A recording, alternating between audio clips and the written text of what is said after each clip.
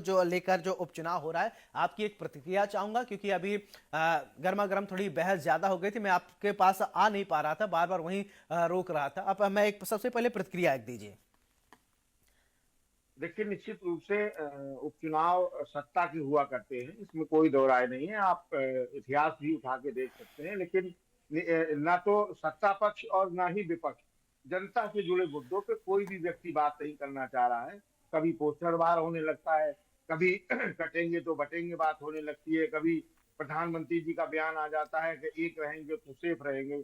मुझे लगता है सौरभ जी के आपको थोड़ा सा पीछे ले चले कि लोकसभा के चुनाव अभी जब हुए थे हम्म। 2024 में, हम्म। तो निश्चित रूप से भारतीय जनता पार्टी के प्रधानमंत्री आदरणीय नरेंद्र मोदी जी ने शुरुआत की थी और एक ट्वीट किया था कि उत्तर देश की 140 करोड़ जनता मोदी जी का परिवार है। हम्म। तो जब परिवार आपका है तो एक रहेंगे तो सेफ रहेंगे।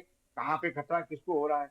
आदरणीय उत्तर प्रदेश के मुख्यमंत्री जी कहते हैं कि कटेंगे तो बटेंगे। जब 140 करोड़ जनता आपका परिवार है तो किसको काटना चाह रहे हैं, किसको हम्म। बांटना चाह रहे हैं? सही बात है। सबसे बड़ी बात, महंगाई, बेरोजगारी, सड़क, बिजली, पानी, स्वास्थ्य, इन पे कोई बात न तो सत्ता सरकार तो करना ही नहीं चाह रही, बिल्कुल निश्चित रूप से इन मुद्दों से। लेकिन उत्तर प्रदेश नहीं, देश की जनता, पूरे देश की जनता बहुत समझदार है, किसी भी मुद्दे पे गुमराह नहीं होती।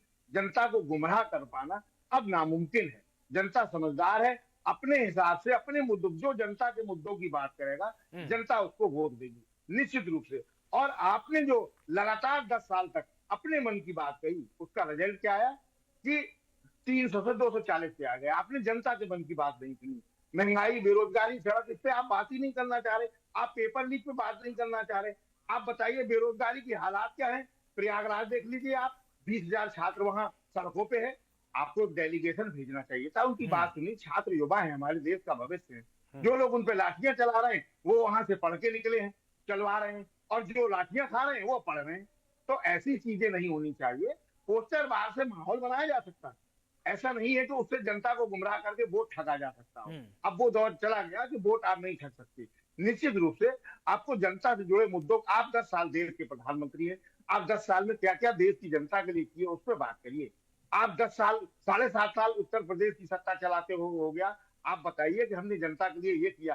प्रधानमंत्री उज्ज्वला गैस योजना चल रही है, घर घर जल चल रहा है, घर घर बिजली चल रही है, आप एक्सप्रेस वे का जाल बिछा रहे हैं, आपने मेडिकल कॉलेज बनवाए, आपने हवाई अड्डे बनवाए, उनकी चर्चा क्यों नहीं करते? हम्म। इसका मतलब कुछ ना कुछ गड़बड़ घोटाला है, कुछ ना कुछ कागजों पे है।